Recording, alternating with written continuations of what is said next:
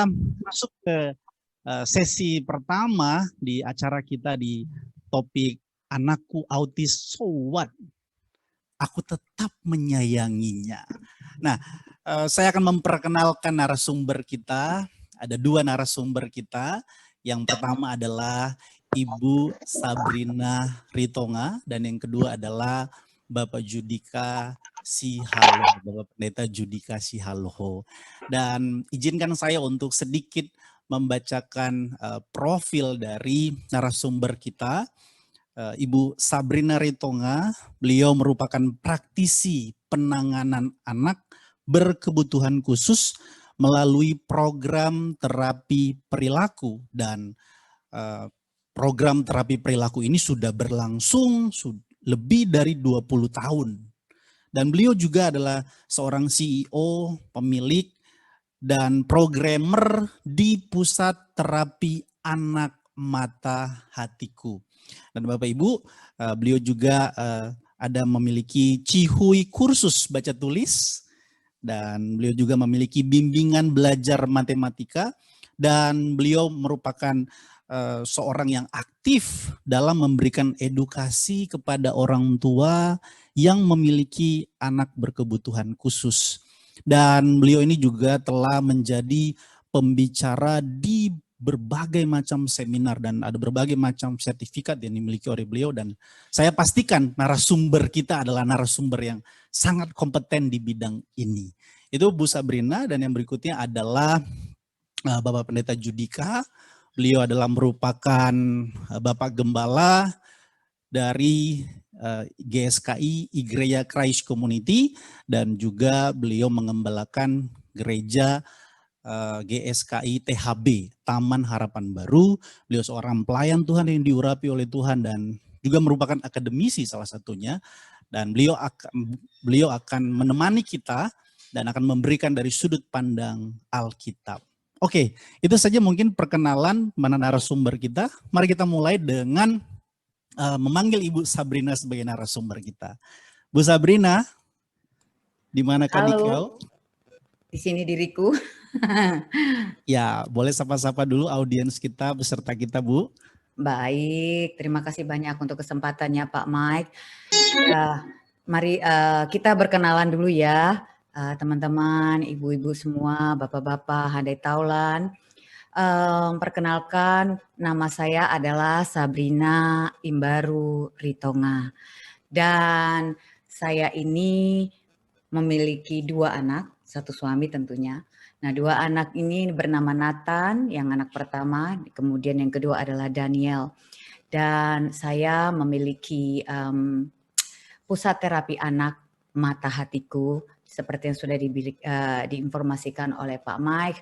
Ada mata hatiku khusus untuk terapi anak, kemudian ada Ciwi kursus baca tulis, dan juga ada bimbingan belajar matematika. Dan saya sendiri sudah memiliki pengalaman di bidang ini ya lebih dari 20 tahun, karena memang Tuhan Yesus memberkati kami dengan anak yang luar biasa, yang sudah kami adakan terapi, kami ikut sertakan dalam terapi sejak usia 1 tahun 2 bulan sampai kelas 2 SD, dan perharinya adalah dia mengikuti terapi 3 sampai 4 kali per hari, dan itu dilakukan selama bertahun-tahun. Puji Tuhan, luar biasa sekali mujizat dan kebesaran Tuhan kepada kami, berkat yang Tuhan berikan kepada kami, sehingga anak kami saat ini sudah sangat baik dan sudah sejak lama sebetulnya selesai terapi sejak kelas 2 SD, dan saat ini sudah kuliah di Australia National University, dan kiranya tahun ini akan lulus di bulan November. Begitu saya rasa perkenalan yang saya bisa sharingkan dengan teman-teman semuanya. Silakan Pak Mike.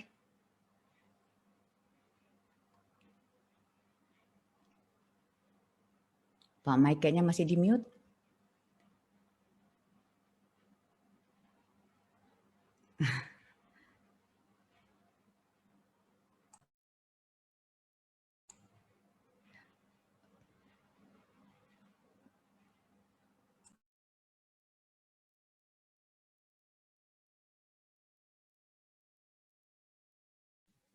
Iya. Suara saya sudah kedengeran? Yes, Pak. Halo? Ada satu audiens yang bisa. Sudah? Sudah, Pak. Oke. Sudah, Pak. Nah, mantap. Kita masuk ke ngobrol-ngobrol ya Bu Sabrina. Jadi kita lebih kepada memberikan sebuah pencerahan atau semacam hal yang berguna bagi kita pada siang hari ini. Bu, kita kan kalau bahas topik anak autis, sering kali kita mendengar istilah anak berkebutuhan khusus, kemudian ada anak penyandang disabilitas, terus ada juga anak autis. Jadi sebenarnya apa sih yang dimaksud dengan semua ini? Ibu bisa jelaskan enggak? Bisa tolong Ibu jelaskan apa sebetulnya istilah-istilah ini tuh seperti apa sih Bu dalam pembahasan ini? Bisa tolong Ibu jelaskan? Baik Pak Mike, dengan senang hati saya akan jelaskan ya. Dan sebetulnya begini saudara-saudara sekalian, ada memang yang mengatakan APD, anak penyandang disabilitas. APD-nya di sini bukan APD dalam rangka COVID ya, tetapi anak penyandang disabilitas, kemudian ada yang bilang berkebutuhan khusus, kemudian ada bilang anak autis. Nah, sini saya mau memberikan pengertian lagi dengan baik dan benar. Kalau berdasarkan Undang-Undang Nomor 8 Tahun 2016 tentang penyandang disabilitas, ini adalah tentang perlindungan khusus bagi anak yang mengalami keterbatasan fisik, intelektual, mental atau sensori dalam jangka waktu yang lama, yang dalam berintegrasi dengan lingkungan dapat mengalami hambatan untuk berpartisipasi secara penuh dan efektif dengan anak lainnya berdasarkan kesamaan hak. Jadi kalau menurut undang-undang seperti itu, anak penyandang disabilitas. Nah, yang termasuk dalam anak penyandang disabilitas ini adalah yang pertama adalah disabilitas fisik. Ini kita sudah sering temui ya. Atau kita bilang juga dengan tunadaksa, penyandang disabilitas ini ada keterbatasan secara fisik.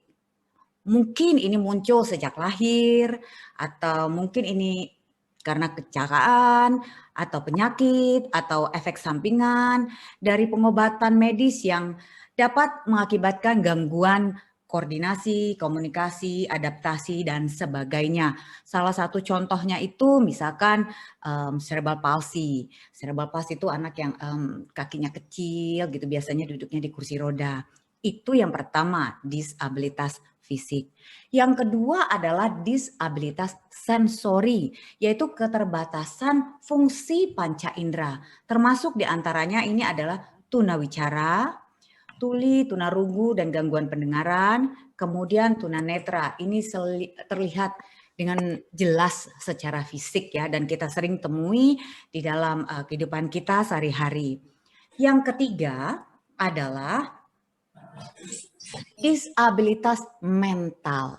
Nah, penyandang disabilitas mental atau tunalaras mengalami keterbatasan akibat adanya gangguan pada pikiran atau otak, dan disabilitas mental ini termasuk skizofrenia, bipolar, depresi, anxiety, gangguan kepribadian, autis, dan juga hiperaktif. Nah, saya akan mau menggarisi ini loh, disabilitas mental ini nanti akan kita bicarakan selanjutnya ya.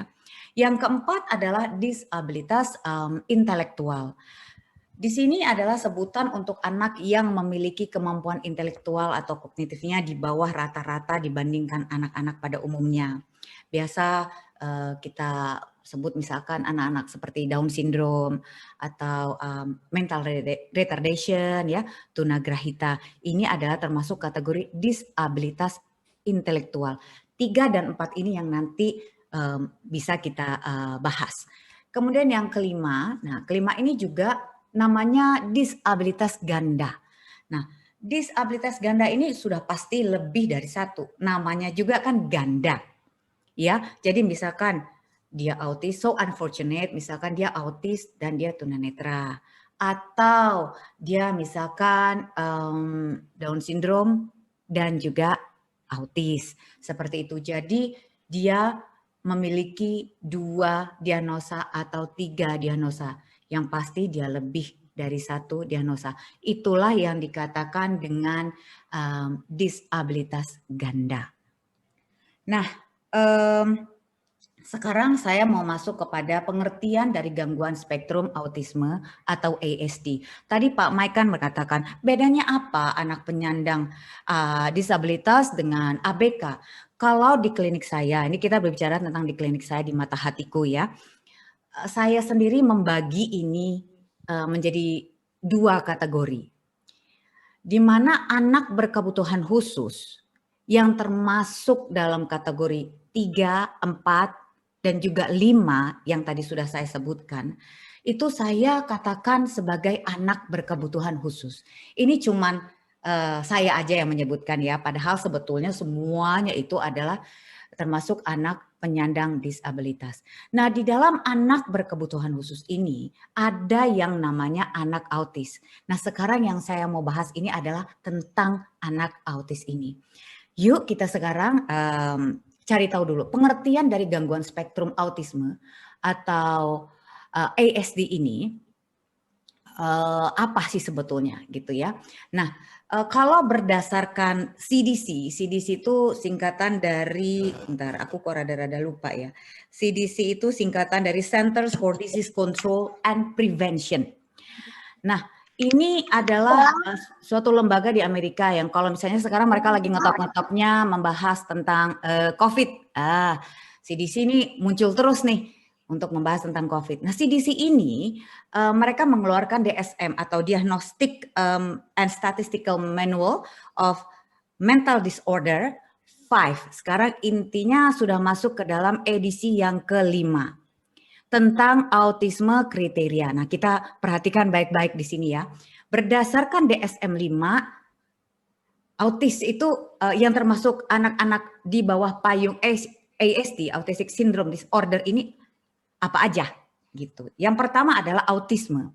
Nah, autisme ini memang merupakan salah satu perkembangan anak karena adanya kelainan pada sistem otak ya, neurological brain disorder, di mana anak yang didiagnosa ini memiliki keterbatasan dalam kemampuan sosial, secara verbal, dan juga kurang interaksi, ada pola-pola perilaku yang kurang berkenan, yang tidak blending dengan norma-norma yang ada di dalam masyarakat gitu.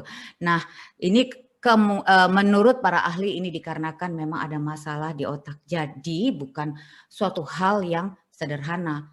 Autis itu sebetulnya kayak tidak sederhana itu, tetapi itu ada masalah yang cukup kompleks di otaknya gitu. Lalu berikutnya adalah yang termasuk dari DSM-5 ini, yaitu Asperger Syndrome. Nah, Asperger Syndrome ini biasanya sih dikatakan dengan high function autis ya. Jadi autis yang tingkatnya baik sekali, high function, quality sebetulnya dia anaknya pintar. Umumnya rata-rata anaknya pintar. Biasanya sih kita bilang dia little professor saking pinternya. Cuman anak Asperger ini punya kekurangan di bidang sosialisasi. Nah, jadi interaksinya itu kurang baik untuk anak Asperger syndrome ini. Tapi anak yang Asperger ini rata-rata pintar ini biasanya baca tulis itu cepat sekali.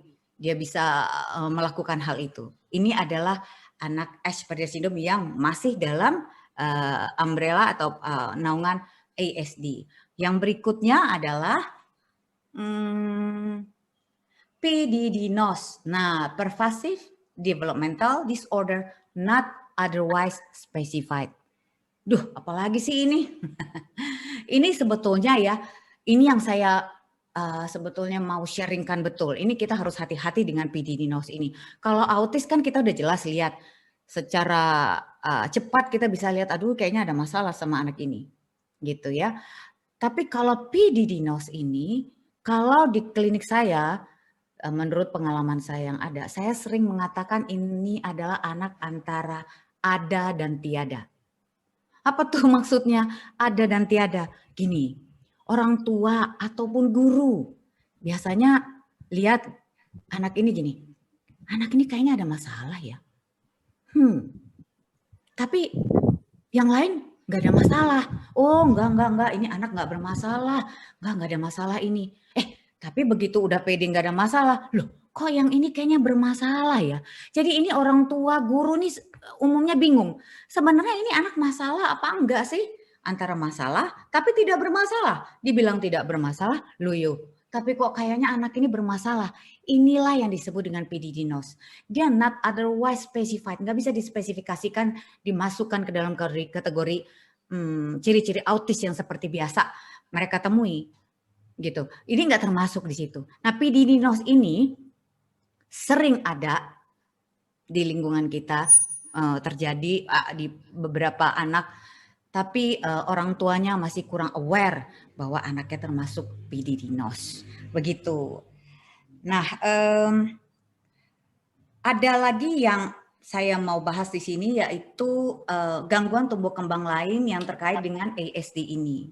Ya, dia bukan termasuk autism spectrum disorder, tetapi memang dia erat kaitannya dengan ASD. Ini adalah ADHD atau ngetopnya itu anak hiperaktif deh. Attention Deficit Hyperactivity Disorder. Jadi ini dikarenakan kurangnya atensi. Tidak bisa dikategorikan dengan di bawah payung ASD, tidak bisa. Karena menurut DSM-5 ini nggak termasuk. Jadi kita jangan salah nih.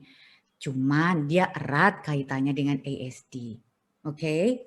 Nah, menurut DSM-5 ini ada 3 subtype ya ADHD-nya ini gitu ya.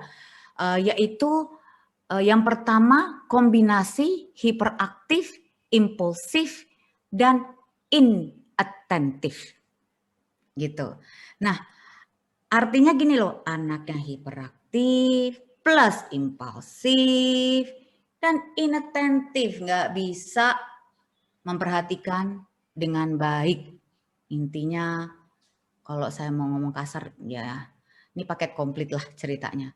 Udahlah hiperaktif, udahlah impulsif, udahlah inattentif gitu ya. Ini tipe yang pertama. Atau kita bilang biasanya ini yang hiper banget nih gitu. Yang kedua adalah dominan hiperaktif impulsif gitu. Tetapi atensi ini nggak terlalu ditekankan di sini. Tapi yang ketiga, wah ini dominannya adalah inattentif. Dan dia nggak hiperaktif. Kalau dulu tuh mungkin ya kita sebut dengan ADD, Attention Deficit Disorder. Jadi anaknya lebih cenderung pasif, diam, tenang aja dia nggak hiperaktif, tapi dia inattentif. Nah ini adalah 3 tipe dari tumbuh kembang yang lain yang terkait dengan ASD. ASD ya, itu ADHD. Lalu berikutnya,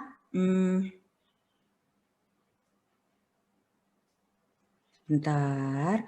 Nah, sudah setelah kita membahas tadi tentang APD, anak penyandang disabilitas, kemudian anak berkebutuhan khusus, dan juga autis, saya harap itu sudah menjawab pertanyaan dari Pak Mike. Mungkin Oke, Pak Bu. Mike ada Wow. pertanyaan yang lain. Menarik ya Bu, menarik.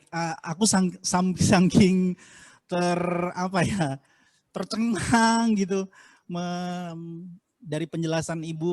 Ternyata nggak sesimpel yang kita bayangkan ternyata, dan ternyata ada banyak istilah-istilah dan itu harus kita ketahui gitu. Ini sebuah informasi yang menarik untuk supaya Bapak Ibu, saudara-saudara yang di rumah bisa boleh mulai mendeteksi dari apa yang Bu Sabrina sharingkan barusan. Nah Bu, biasanya kan anak-anak berkebutuhan khusus ini kita suka melihat pada umumnya mereka itu seperti punya dunia sendiri gitu Bu.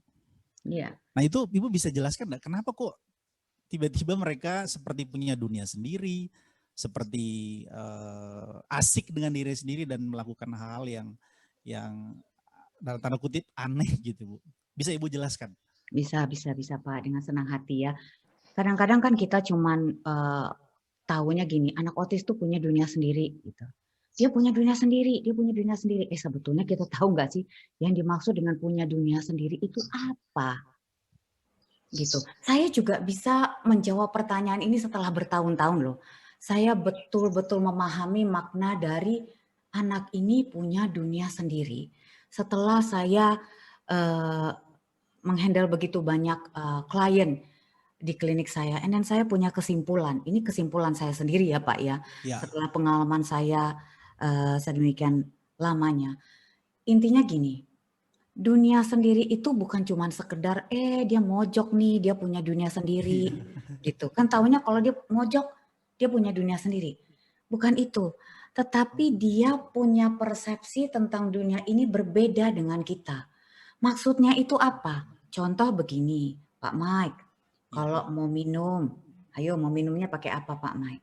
Gelas. Pakai gelas. Nggak mungkin glek-glek dari ledeng gitu, nggak mungkin ya Pak ya. Iya juga sih. Harus Iya, pakai gelas ya. pakai gelas. Kita tahu kalau kita mau minum, kita pakai gelas. Gitu. Kita nggak mungkin seruput kayak zaman dahulu kala. Kita tahu fungsi daripada gelas.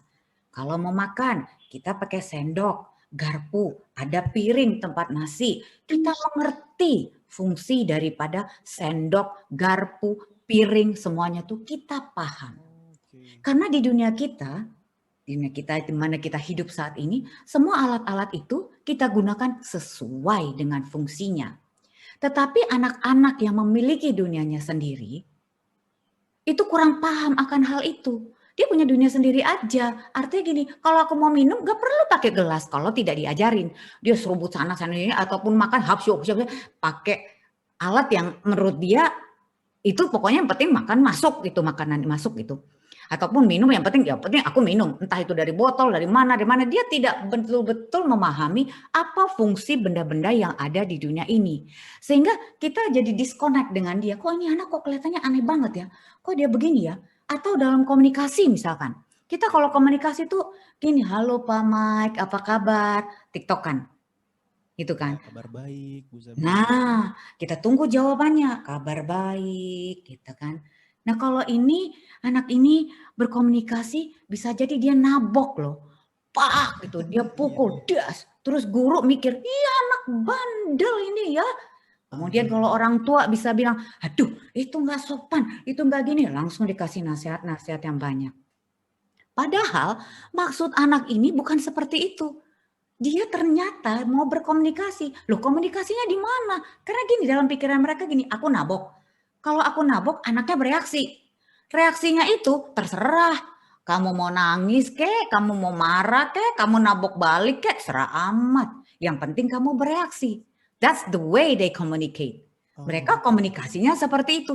Itulah yang dibilang mereka punya dunia sendiri. Mereka punya rule dan aturan-aturan yang gayanya mereka.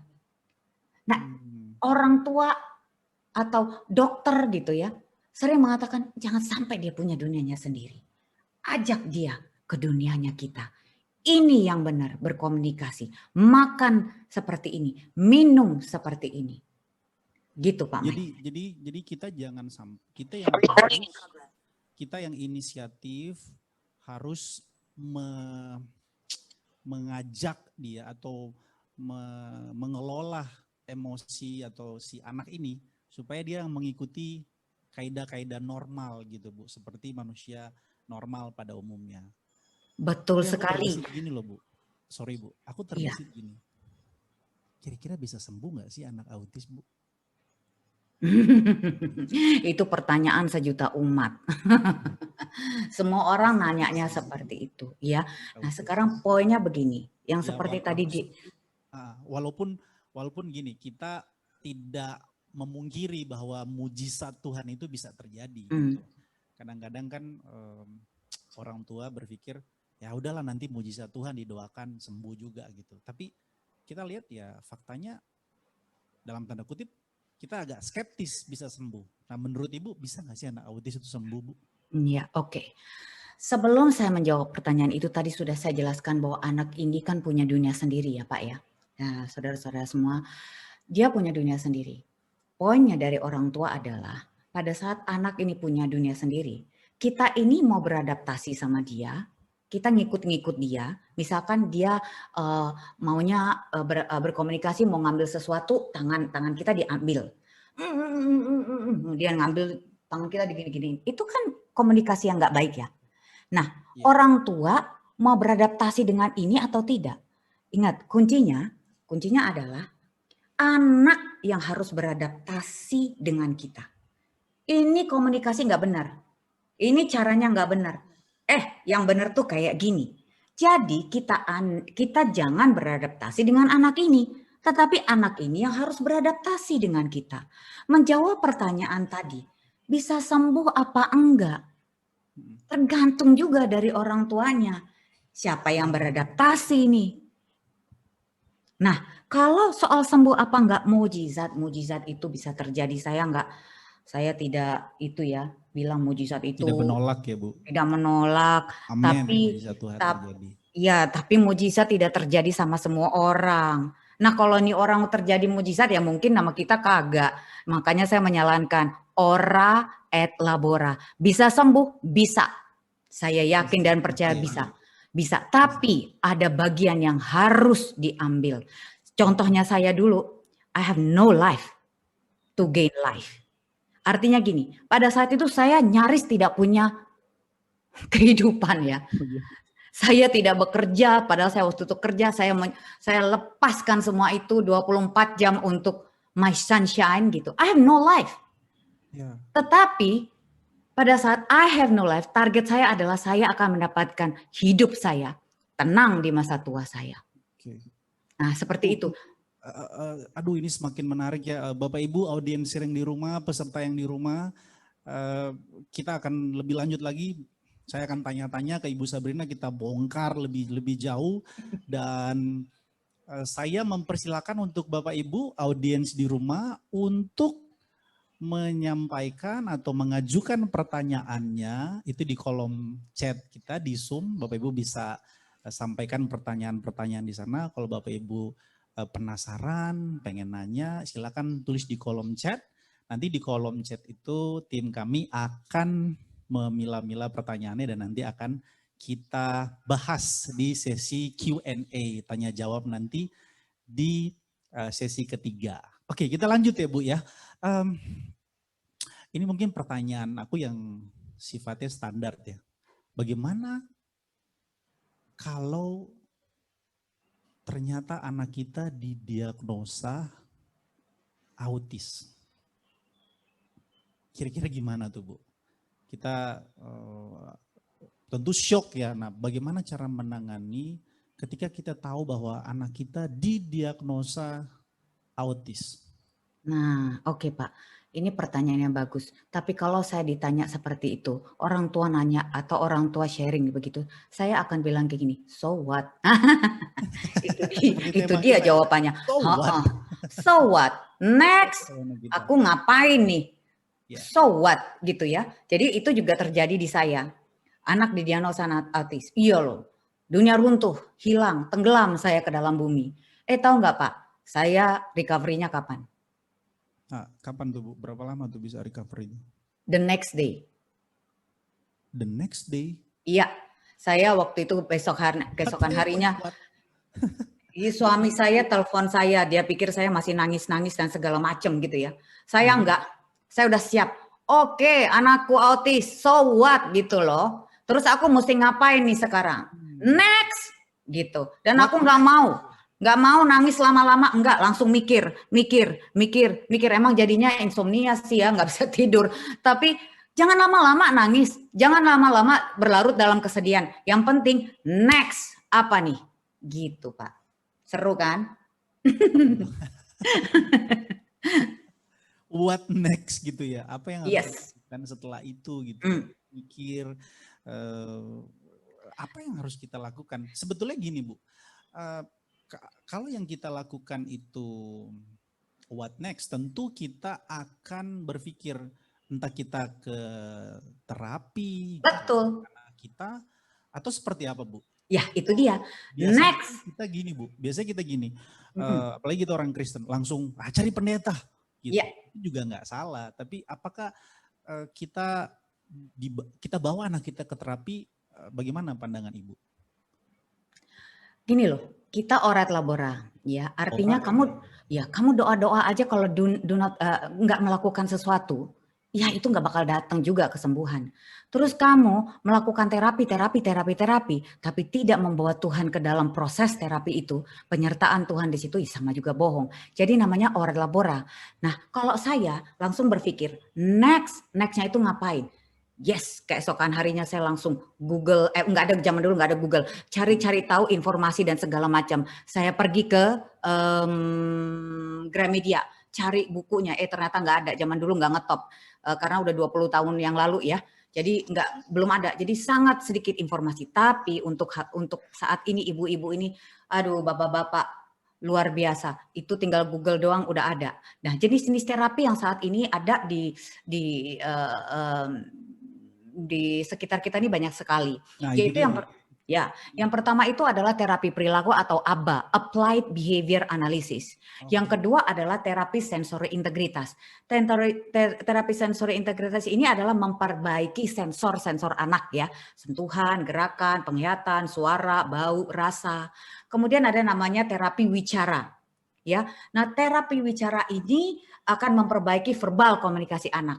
Kemudian ada terapi okupasi, yaitu memperbaiki motorik anak. Tapi saya akan lebih menerangkan yang namanya terapi ABA, karena ini yang paling penting menurut saya, gitu loh Pak.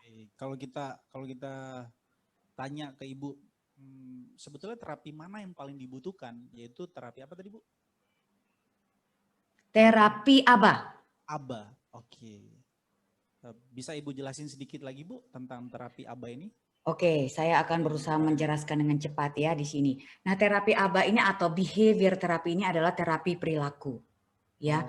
Jadi yang harus kita perbaiki kan ini perilakunya. Applied ABA singkatan dari Applied Behavior Analysis adalah suatu ilmu yang menggunakan prosedur perubahan perilaku untuk membantu individu membangun kemampuan dengan ukuran nilai-nilai yang ada dalam masyarakat. Jadi ini penting supaya anak kita nggak kelihatan aneh di masyarakat.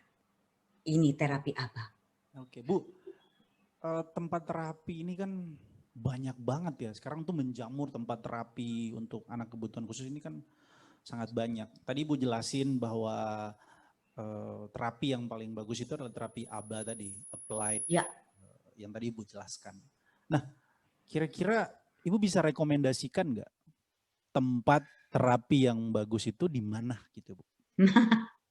Aku nggak bisa, karena aku nggak berani juga merekomendasikan seperti itu, karena tapi ada tips-tips kok yang bisa kita berikan, yang bisa kita berikan kepada para orang tua agar mendapatkan pencerahan tempat terapi yang seperti apa yang bagus supaya nggak salah, kan salah tempat terapi salah nanti penanganan anak gitu. Kita langsung mau ngomong soal tempat terapi nih Pak. Oke. Atau kita mau balik lagi nih ke rubah perilaku tadi, gimana enaknya? Sorry, suara Ibu nggak kedengeran, apa ini dari saya apa gimana ya? Ada yang bisa? Oke. Bisa cek. Suara Ibu Sabrina kedengeran kok. Suaranya Kak Sabrina kedengeran, suaranya Kak Mek kecil tadi, tapi sekarang Ya, sudah sekarang udah oke ya. Oh, udah kedengeran ya. Tadi mungkin saya nggak kedengeran. Oke Bu, jadi bisa diulang tadi Bu, saya nggak dengar tempat rekomendasi, sorry Bu. Biasalah kendala-kendala teknis seperti ini kan, namanya juga lewat Zoom gitu. Saya nggak dengar tadi Bu. Baik. Sebetulnya begini Pak, yang saya mau jelaskan di sini adalah kenapa sih terapi perilaku ini kok penting banget gitu ya. Perilaku ini karena paling kelihatan gitu. Kalau kita ngelihat anak kita ini beda banget sama anak-anak yang lain, itu down. Itu juga terjadi di saya gitu. Aduh, kalau bisa dong pada saat kumpul-kumpul saudara, anakku jangan berperilaku yang aneh-aneh, soalnya bakal menjadi perhatian semua orang. Jadi aku merasa bahwa sangat penting kita awali ini dengan merubah perilaku terlebih dahulu. Oke, next Bu Sari. Nah, di sini kan kita ya sudah ada ini ya. Coba kita lihat, ini this is bad behavior, kemudian ini good behavior. anak-anak kita ini yang dari bad behavior ini harus menjadi good behavior. Dari yang dia loncat-loncat, jangan loncat-loncat. Dari dia yang teriak-teriak, jangan teriak-teriak.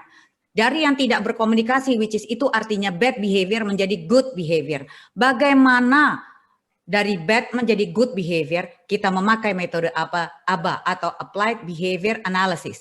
Di dalam teori ABA ini ada namanya timeline behavior. Timeline behavior kalau kita lihat di sini, ya, timeline behavior itu ada antecedents, behavior, and then consequences. Ini yang guru atau terapis atau orang tua lupa jalankan. Jadi tolong didengarkan di bagian sini, gitu ya. Nah, antecedents, behavior, and consequences. Fokus di behavior. Fokus di behavior atau perilaku sekarang. Perilaku anaknya teriak-teriak. Kita cuma pukul aja atau enggak, kenapa sih? Hei, diam kau. Nah, biasanya kan seperti itu. Itu kurang bijak. Cari tahu kenapa dia berperilaku seperti itu. Guru juga kalau melihat anaknya udah apa ya, kalau orang Batak bilangnya gesong, udah gelisah gitu. Cari tahu kenapa nih dia seperti itu. Pasti ada alasannya, pasti ada antecedentnya. Antecedent itu adalah pasti ada pemicunya. Behavior ini terjadi karena ada antecedents. Nah, kalau behaviornya ini bad, berarti ada konsekuensi. Kalau dia good, berarti ada konsekuensinya juga. Kita suka lupa, orang tua, guru itu suka lupa. Kalau bad, kita cepat banget kasih konsekuensi punishment. Kita hukum, kita marahin, lupa kita.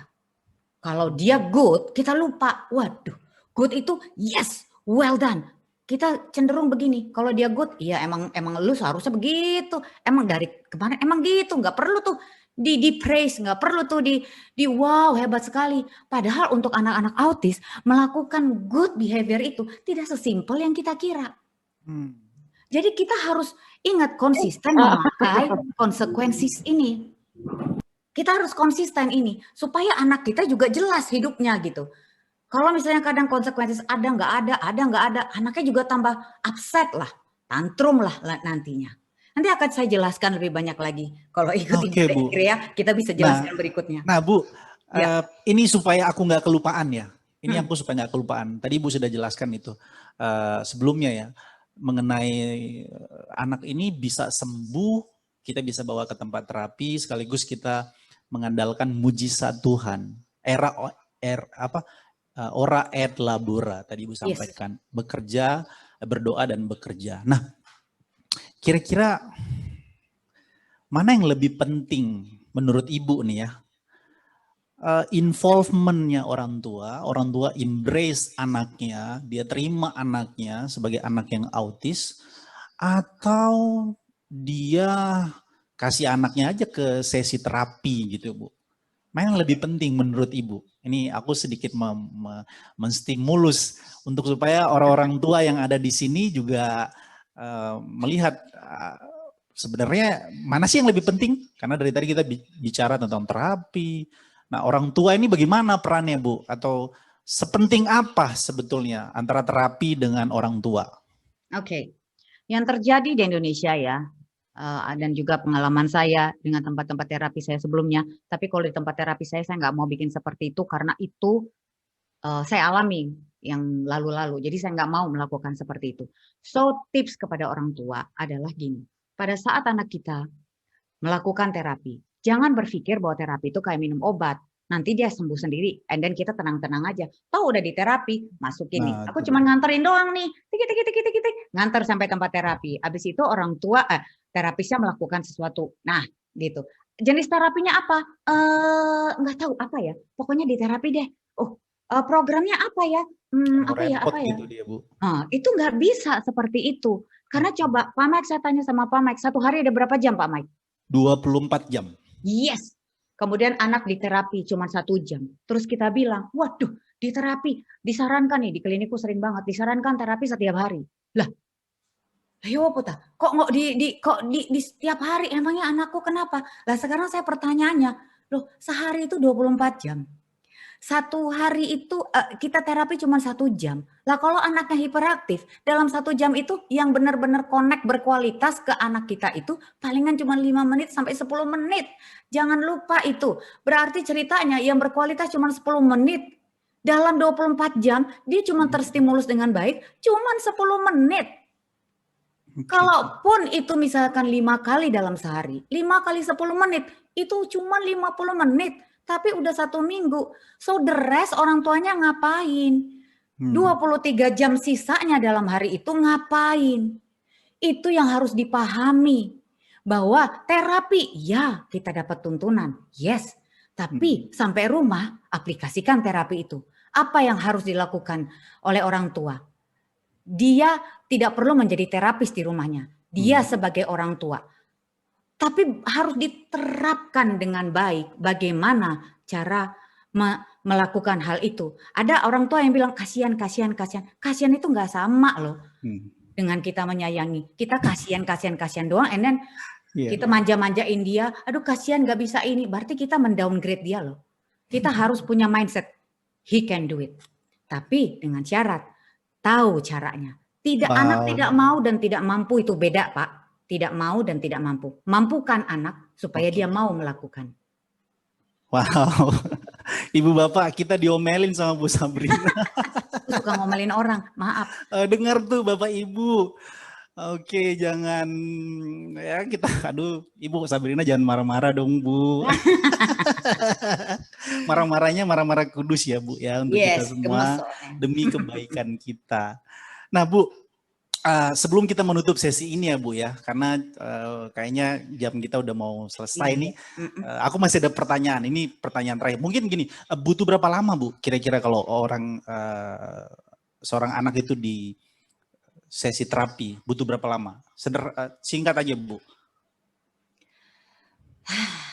Itu pertanyaan sejuta umat juga. Pertanyaan simpel tapi jawabnya panjang ya Bu ya. Panjang.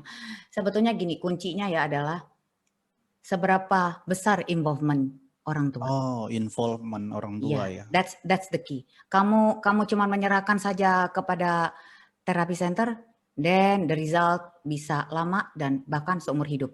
Tapi kalau kamu terus-menerus lakukan bagianmu, bisa cepat. Itu jadi pertanyaan itu kita kembalikan lagi ke orang tua. Mantap. Kamu ngapain aja gitu. Oke, nah Bu, ini pertanyaan terakhir di sesi ini. Sekarang Ibu nggak bosen ya, dan audiens Bapak Ibu yang di rumah, saya berharap saya merepresentasikan Bapak Ibu untuk kita sedapat mungkin kita dapat informasi dari Bu Sabrina. Bu, ini aku udah 2 pertanyaan terakhir buat Ibu. Terkadang kan gini ya Bu, bagaimana kita sebagai orang tua mendeteksi anak kita sejak dini, Ibu. Kalau ternyata dia ini problem, dalam tanda kutip, dengan keistimewaannya tentunya. Bagaimana sejak dini kita dapat mendeteksi? Yang kedua adalah, kita kan sering melihat, atau ada kasus-kasus di mana orang tua itu denial, tadi Ibu sudah sampaikan. Tidak bisa menerima kenyataan bahwa anaknya bermasalah. Justru gini Bu, kadang-kadang ya, justru yang tahu anaknya itu bermasalah, itu bukan orang tuanya loh. Kadang-kadang yang tahu anaknya bermasalah itu adalah keluarganya, kerabat-kerabat terdekatnya, temennya, tetangganya. Padahal anak lu kayaknya ada yang salah deh. Tapi biasanya orang tua kayak, enggak kok biasa aja, normal kok. Ini apa yang terjadi sebetulnya Bu dengan pribadi-pribadi yang seperti ini Bu? Silakan Bu. Ya, jadi bagaimana kita mendeteksi itu gampang sih sebetulnya. Lihat aja dengan anak-anak yang lainnya, sesuai tidak perkembangannya dengan perkembangan anak-anak yang lain kayak gitu ya. Jadi kalau kita lihat anak kita udah telat berbicara, anak lain udah ngoceh-ngoceh, ya least concern, seperti itu. Jadi kita amati aja, nggak usah membandingkan anak yang sana lebih pintar, bukan lebih pintar atau enggaknya loh, tetapi sesuaikan dengan usia perkembangan. Itu tips saya bagaimana tahu kalau anak kita bermasalah. Jangan juga terlalu lama berharap. Jangan, anakku di terapi sejak 1 tahun 2 bulan. Orang lain masih masih mikir, emang masalah, emang masalah. Aku udah tahu itu bermasalah. Jadi embrace the problem. Coba lihat, buka hati para orang tua. Oke, ada masalah anakku. Oke, kayaknya ada kurang ini. Cari tahu, jangan takut untuk cari tahu. Karena jika orang tua denial atau sulit menerima kenyataan ini, contohnya dia bisa akan bilang mengatakan seperti ini, nanti juga bicara, bapaknya dulu begitu kok, ntar dia bicara sendiri, kakaknya juga dulu begitu, ntar dia bisa gitu. Nah iya Lucu kalau banget ya. misalnya anak kita ini bisa bicara ya, kalau enggak gimana gitu kan, Heeh. susah deh. Nah kalau misalnya udah kelamaan nih, denialnya udah kelamaan, akibatnya gapnya banyak nih. Anak kita 3 tahun, nggak berkembang, udah sampai anaknya udah 6 tahun, 7 tahun, kelihatan tuh perkembangan anak kita nggak oke. Udah keburu berapa banyak ini gapnya ini, yang kita kejar susah banget dong, kita mengejar ketinggalannya karena sebetulnya paling bagus di terapi adalah up to 5 years old gitu, karena dia masih bagus sekali untuk stimulus. Ada juga orang tua yang merasa begini, denialnya gini, enggak anakku enggak kenapa-napa, yang penting anakku sekolah. Entah sekolahnya berkualitas atau tidak, itu kayaknya tutup mata. Gitu loh. Ini cuma sekarang poinnya gini, mau cari ijazah atau mau cari anak ini survive in the future. Ijazah banyak. Gimana caranya dia dapat ijazah itu? Apakah orang tuanya membantu pekerjaan sekolahnya? Apakah anak itu cuma menghafal doang tanpa mengerti konsep? Harus dilihat, ijazah ini harus didapatkan secara berkualitas. And then, oke, sekolah. Tapi kalau enggak, gitu loh. Udah yang paling penting sekarang adalah kemandirian. How to survive in the future. Jangan berpikir juga, alah ini kan ada kakaknya, ini kan ada adiknya. Nanti kakaknya atau adiknya aja yang ngurus. Jangan gitu dong, enggak fair sama kakak dan adiknya. Mereka someday akan berkeluarga, punya istri, punya suami, punya anak, they have their own problem. Terus kita nitip masalah kita ke dia, nggak fair. Ini adalah bagian kita sebagai orang tua, ini adalah bagian kita sebagai guru untuk membantu anak-anak ini. This is our part. Wow, menarik banget Bu, ini sangat berkualitas apa yang Ibu sampaikan. Thank you Bu, ini sesi kita sudahi dulu ya Bu, sesi kita. Siap-siap Pak. Nanti kita akan masuk ke sesi selanjutnya. Thank you so much Bu Sabrina. Masuk ke sesi ketiga, Q&A. Jadi ini sesi yang paling menarik, yaitu kita akan menjawab pertanyaan dari Bapak Ibu sekalian. Silakan kolom chat masih terbuka untuk Bapak Ibu mengajukan pertanyaan, baik itu kepada Ibu Sabrina, dari sisi seorang praktisi untuk anak berkebutuhan khusus. Kita di sini sudah banyak pertanyaan yang masuk. Mungkin saya tidak akan bisa membacakan nama siapa yang mengirimkan. Kita pilih semuanya untuk pertanyaan-pertanyaan ini. Yang pertama mungkin ini ditujukan untuk Ibu Sabrina ya. Begini Bu, Shalom Bu Sabrina, terima kasih sudah memberikan penjelasan mengenai ASD. Anak saya laki-laki umur 4 tahun 1 bulan, didiagnosa ASD oleh dokter.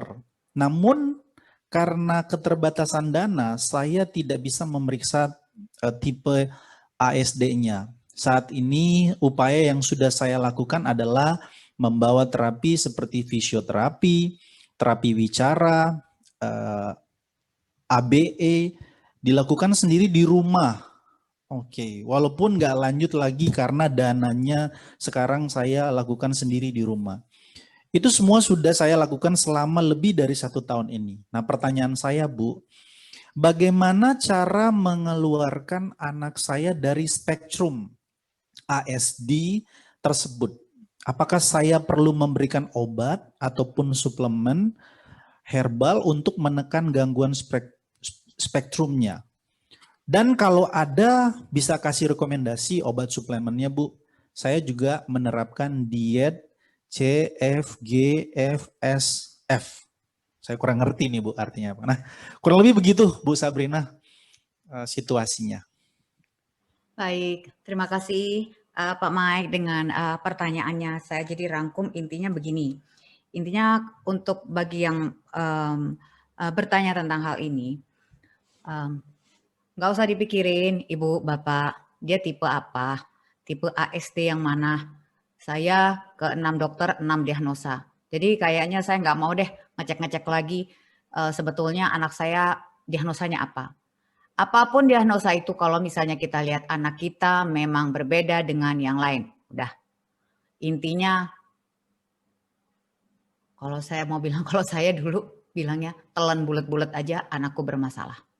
Oke, mau jenis apapun anakku masalahnya yang di dalam spektrum ini, intinya anak saya perlu terapi. Itu yang pertama jawabannya ya. Jadi nggak usah dicari-cari, karena kalau dicari-cari juga nanti bilang suruh tes darah lah, tes rambut lah, tes inilah, tes itulah. Waduh, itu kos lagi. Intinya sekarang penerimaan dulu, anakku bermasalah.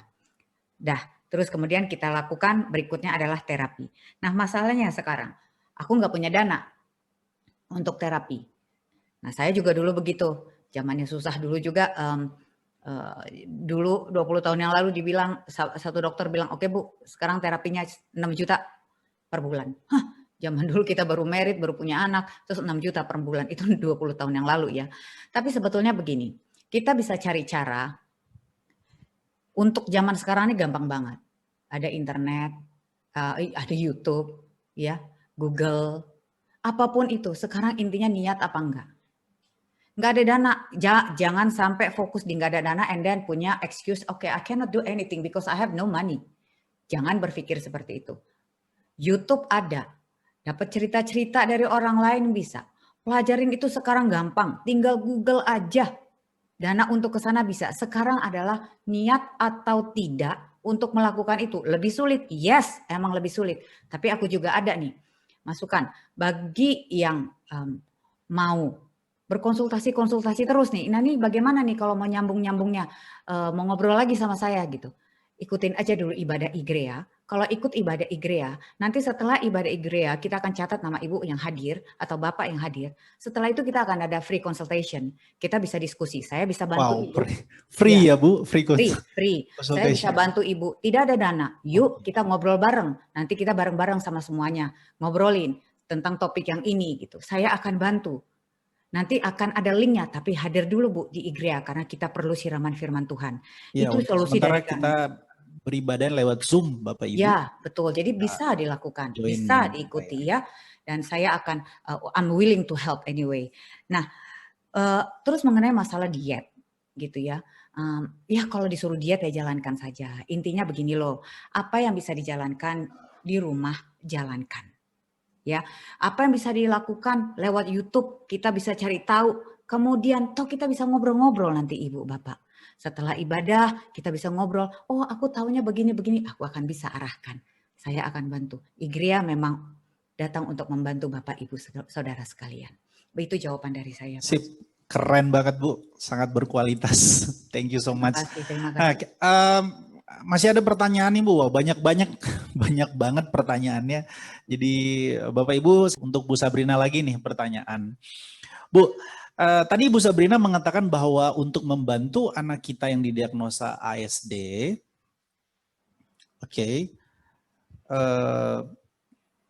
kita, sorry, bentar. Tadi Ibu Sabrina mengatakan bahwa untuk membantu anak kita yang didiagnosa ASD, kita harus terapi. Tapi bagaimana kita mengetahui tempat terapi yang baik? Nah ini mungkin tadi sudah kita bahas di slide, mungkin Ibu Sabrina bisa membuat lebih jelas lagi. Bagaimana kita dapat mengetahui tempat terapi yang baik? Silakan Bu. Ya, mungkin bisa ditampilkan slide-nya ya. Saya intinya di sini. Kalau kita udah tahu nih, aduh aku udah semangat untuk terapi. Tapi sekarang terapinya yang kayak tempat terapi yang kayak gimana nih ya? Nah, saya tidak mau mempromosikan tempat terapi saya dan saya bukan mempromosikan tempat terapi saya. Tolong mohon diingat itu karena semua tempat terapi bagus. Yang penting orang tua harus tahu bagaimana mencari tempat terapi yang baik. 1, yakinkan tim terapis tersebut merupakan mitra orang tua. Karena saya bilang tadi bahwa parents involvement itu penting sekali.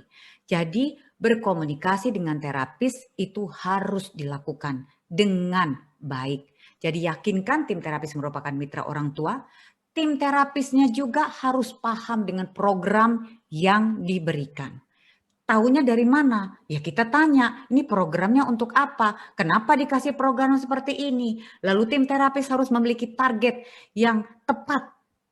Mau mencapai apa nih? Tanya lagi, jangan pasrah orang tua. Nah orang tua bagaimana mau bertanya? Ya baca, ya Google, ya lihat YouTube. Supaya kita kritis dalam bertanya. Supaya si terapisnya juga merasa, ini orang kayaknya pengen tahu. Orang ini bertanya, aku juga harus do something. Kalau kita terlalu pasrah, dia bakal seenak-enaknya aja. Dia juga tenang-tenang aja, toh aku melakukan ini. Biarin aja, nggak bisa, kita harus pinter. Kita harus pintar supaya kita bisa mengkontrol dan mengetahui apakah tim terapis ini sudah benar atau tidak. Berikutnya adalah tempat terapi yang memiliki alat-alat terapi yang memadai. Di tempat kami memiliki sekitar 2000-an alat-alat ini total seluruhnya ya. Mulai karena begitu banyak diagnosa yang dari diagnosa yang mild, yang severe, yang high function segala macam. Jadi kita punya alat-alat itu. Yakin kan tempat terapinya punya. Lah kalau dia cuma punya alat itu aja, biasanya puzzle, bola-bola digetok-getok, bola kayu atau apa.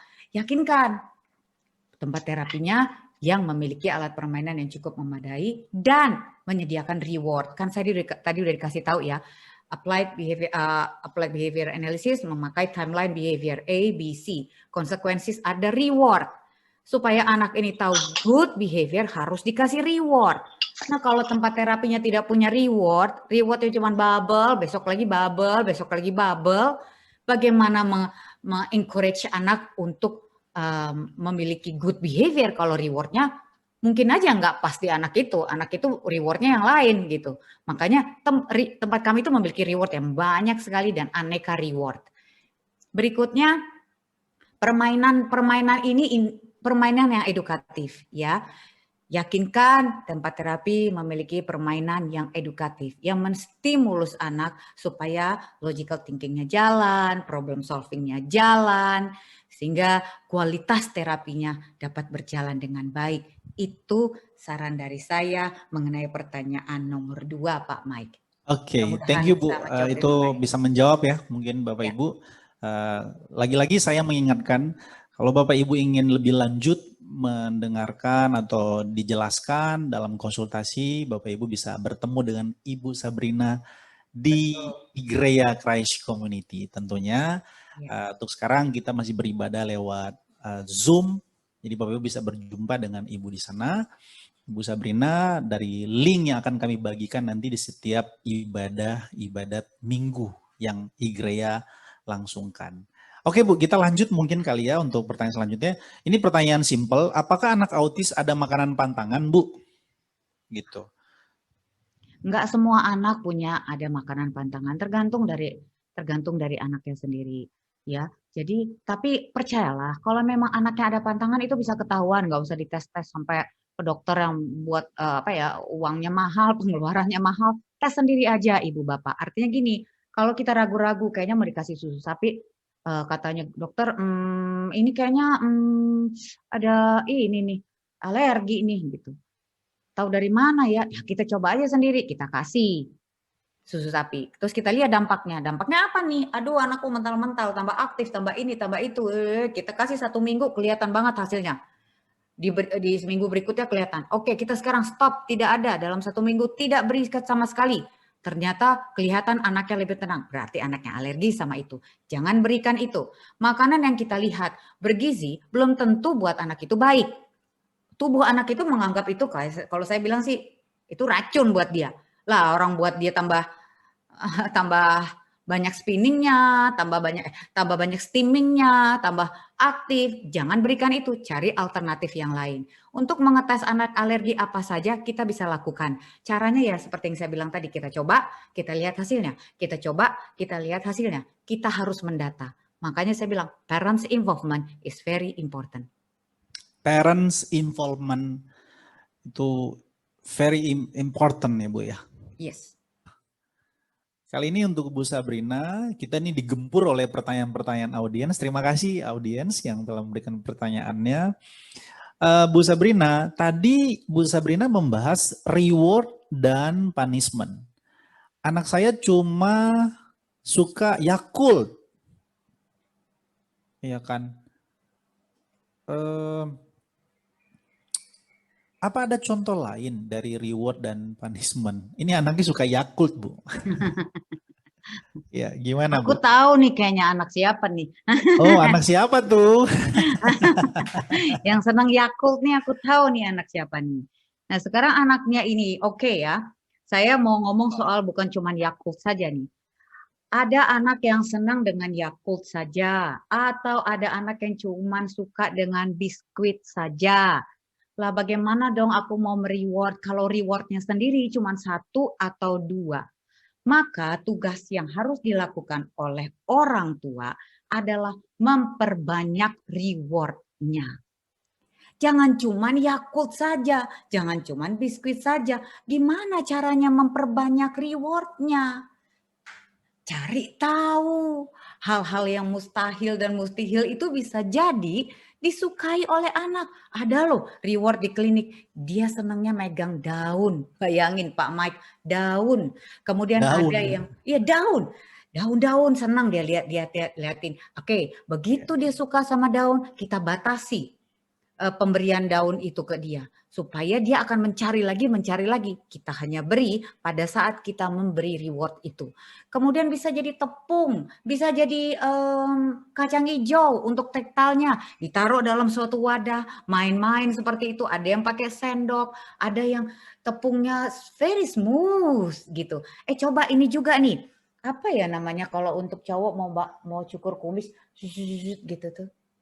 Yang taruh di pipi. Oh iya, shaving foam. Nah, itu juga bisa loh dijadiin reward.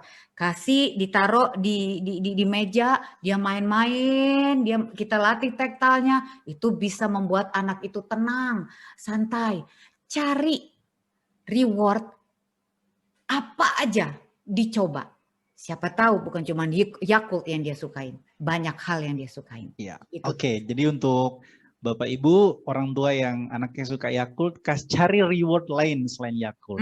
Ya kan misalnya ajak main TikTok gitu. Ya, Bu, sorry Bu, tadi saya agak skip dengan pertanyaan dari Bu Lilis. Kan tadi saya minta sudut pandang Pak Judika dan Bu Sabrina. Saya baca cepat saja pertanyaan tadi. Saya terkait dengan anak yang disability mental yang berusia sudah dewasa, Iya. tapi dia melakukan hal yang kurang wajar, suka peluk-peluk wanita dan lain sebagainya, sehingga Bu Lilis ini melihat sangat miris, mengingat beliau juga memiliki anak yang autis. Pertanyaannya adalah di mana pembelaan Tuhan? Nah, bagaimana Bu komentar Ibu? Wah, ini harusnya kalau di mana pembelaan Tuhan itu jawabannya Pak Judika ya. Tapi kalau aku sebenarnya aku bisa melihat dari sini nih. Ya. Karena di klinik juga ada anak yang seperti itu. Maaf ya, dia terkadang di ruang tamu dia pernah melakukan malah seperti kayak masturbasi seperti itu ya. Karena dikarenakan dia ya ini kan sudah dewasa, jadi arahnya itu ke arah sana gitu. Nah, yang saya sarankan adalah untuk para orang tua, jika melihat gelagat ini sudah muncul, tarik dia dari situasi ini. Jangan sampai terlihat. Terserah tariknya mau gimana. Tariknya itu dengan didistraksi dengan diberikan HP atau diberikan sesuatu yang mendistraksi dia supaya ini nggak jadi, nggak nongol nih. Karena kalau sekalinya nongol susah nih, akan orang-orang akan memperhatikan di sini. Nah, disinilah pada saat anak melakukan hal ini dan kita terlambat, terjadilah apa? Judgment dari orang-orang sekelilingnya, which is kita nggak bisa juga menyalahkan kan? Kita sendiri yang harus sudah paham situasi anak kita begini. Kalau melihat yang seperti ini, gelagatnya akan seperti ini. Kita sudah antisipasi.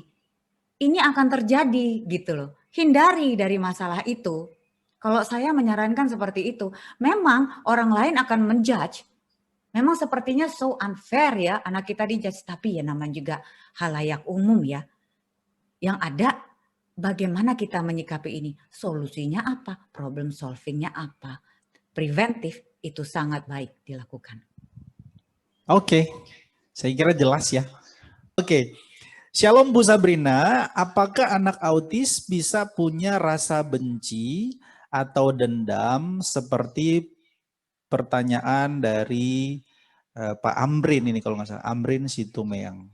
Ya, ini mungkin bisa dijawab juga dari sisi Alkitabnya Pak Pendeta. Apakah anak autis itu memiliki dendam? Karena juga kita lihat anak autis kan banyak dibully seperti tadi kata Bu Lilis. Bagaimana dari sudut pandang Bu Sabrina dan nanti dari Pak Judika boleh juga. Oke, jadi kalau dari saya sih, anak autis ini punya perasaan. Jangan dipikir dia nggak punya perasaan loh. Dia ada rasa sedih, dia ada rasa itu. Cuman dia kadang-kadang tidak bisa memperlihatkan. Dia tidak bisa mempertontonkan bahwa dia lagi kesal, dia apa gitu. Palingnya dia ngamuk ya. Tapi deep, dia di dalam itu, dia punya perasaan. Bahkan kadang-kadang dia bisa menulis puisi yang sangat baik untuk mencetuskan perasaannya ini. Nah, dendam ini kembali lagi, dendam ini kan perilaku, Pak. Coba cari tahu, kenapa perilaku dendam ini ada? Antecedents-nya apa? Kita kembali lagi ke situ. Oke, dia dendam. Oke, ya ini dendam nih. Kalau Bapak ngelihatnya dendam. Kalau saya bisa jadi dia karena terbiasa. Dia sudah paham situasi ini. Misalkan dia udah tahu nih, ini orang ada, orang ini biasanya melakukan ini, gitu. Nah, dia sudah siap-siap nih. Nah, itu bisa terjadi seperti itu karena terbiasa. Mungkin saja seperti itu. Tapi yang paling bagus adalah cari tahu antecedents-nya apa. Dari situ akan ditemukan solusinya. Kira-kira harus melakukan apa. Poinnya seperti itu. Nah, kalau misalnya ini pertanyaan-pertanyaan seperti ini kan sebetulnya jawabannya panjang lebar ya. Kita tidak bisa menjawab banyak di sini, tapi paling tidak kulit-kulitnya aja. Jadi kembali lagi saya ingatkan, saya sangat bersedia untuk membantu. Tinggal kontak aja Igrea. Masukin ya, follow IG-nya Igrea. Nanti Bapak Ibu akan kita follow up di situ. Next, kita akan diskusi lebih panjang lebar setelah kita mengikuti ibadah setiap hari Minggu secara Zoom di Igrea. Ini bukan promosi sekedar promosi, karena saya tahu ini jawaban saya kurang panjang. Saya bisa ngomong panjang lebar nantinya. Oke. Ya, jadi kita masuk ke pertanyaan berikutnya ya. Ini masih banyak nih pertanyaan. Kita akan bacakan ini untuk Ibu Sabrina lagi. Siap, Bu, Pak. Siap. kalau sudah dibilang dokter dan psikolog dan terapis tidak ada autis, lebih ke arah ADHD. Tapi aku merasa ada simptom-simptom autis seperti ekolalia dan scripting. Tapi interaksi sosial, kontak mata oke. Artinya simptom-simptomnya bagaimana ya? Simptom biasa kalau ciri khas autis. Seperti apa tuh, Bu? Oke, kembali lagi saya bilang, cuekin aja lah soal diagnosa itu. Mau ADHD ke, mau autis ke, mau ADHD atau mau apapun itu, intinya tuh seperti ini. Intinya seperti ini loh, ya. Oke, orang dokter, terapis, psikolog ngelihat anak kita. Itu tergantung anak kita tuh lagi gimana. Kadang-kadang anak kita lagi bagus, dia bilang masalahnya nggak berat. Ada anak kita pada saat dilihat sama dokter, waduh kayaknya lagi anak kita lagi nggak mood banget. Waduh anaknya ngaco banget nih, anaknya autis berat. Bisa jadi seperti itu. Jadi sebetulnya yang paling tahu tentang kondisi anak itu adalah orang tua itu sendiri. No matter what itu diagnosa, saya tuh udah nggak mau mikirin diagnosa ibu bapak. Karena anak saya tuh didiagnosa autis lah, mental retarded lah, kayaknya belum nggak kenapa-napa nih Bu, cuman gejala lah, aduh macam-macam. Sampai pusing tergantung dari dokternya saat itu. Tapi kembali kepada kitanya sendiri. Bagaimana kita embrace the problem, and then kita lihat, oke, ada masalah di sini, and then do something. Terserah itu mau dokter itu bilang ADHD, tapi kayaknya aku curiga nih, kayaknya bukan cuma sekedar ADHD, bisa aja dia ganda, iya kan? Ada ADHD-nya plus ada sedikit autisnya. Karena autis itu sendiri ada autis yang ringan, yang sedikit-sedikit ada nih ciri-cirinya muncul di sini. Tapi itu hilangkan segera dengan terapi. Jadi poinnya saya di sini Bapak Ibu semua, kembali lagi ke kita bagaimana menyikapi masalah ini. Nggak usah terlalu dengar sana sini orang bilang di ADHD atau autis atau bukan autis bahkan, atau bilang tidak ada masalah. But if you feel it, kamu merasa, orang tua merasa ada masalah, and then do something. Itu sih jawaban dari saya. Keren. Thank you Bu untuk jawabannya. Saya kira Bapak Ibu yang memberikan pertanyaan ini clear ya. Jadi Bu Sabrina telah memberikan jawaban yang sangat keren. Bu, ini lagi Bu, ini ada pertanyaan lagi. Shalom Bu Sabrina, buat para orang tua yang baru mengetahui anaknya didiagnosis autis. Sudah menerima kondisi anaknya, ini sudah tidak denial ya Bu. Dan ingin memberikan yang terbaik, boleh share step-step konkretnya. Membaca terlalu banyak sumber media kadang membuat bingung, ada yang sebaiknya, apa yang sebaiknya dilakukan? Apalagi di situasi pandemi begini, bagaimana untuk men-reach Bu Sabrina? Apa kliniknya tetap buka? Nah, bagaimana Bu? Untuk ketemu Bu Sabrina nih, tadi kita sudah mention Baik. berkali-kali kan? Iya. Silakan Bu.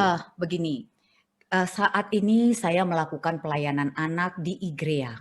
Saya memang memiliki pusat terapi anak, tapi kami ini di IGREA sangat punya kerinduan untuk melakukan pelayanan anak untuk Sunday school yang autism friendly. Oleh karena itu kami memang akan menggelar acara seperti ini secara teratur, Ibu Bapak. Kalau memang berniat nanti untuk konsultasi pribadi ke klinik saya, bisa nanti dihubungi pihak IGREA. Itu tidak masalah. Tapi kembali lagi saya di sini hadir karena pelayanan anak IGREA. Jadi kalau mau bertanya lebih lanjut, silahkan ke IGREA. Atau kalau memang ingin sekali ke tempat terapi saya, nanti dari pihak IGREA juga akan merujuk, memberikan data-data untuk dapat pergi ke terapi saya. Karena saya tidak mau berbicara di sini membawa nama-nama klinik saya, karena saya memang pure mau pelayanan di sini. Jadi saya buka yang namanya open consultation itu tadi. Dan Ibu, kalau Ibu merasa, oke, aku kaget nih, anakku baru didiagnosa autis. Kemudian too much information. Memang begitu Bu, welcome to the club. Enggak apa-apa, dengan berjalannya waktu, Ibu akan mensinyalir yang mana yang harus dibaca. Yuk kita ngobrol-ngobrol.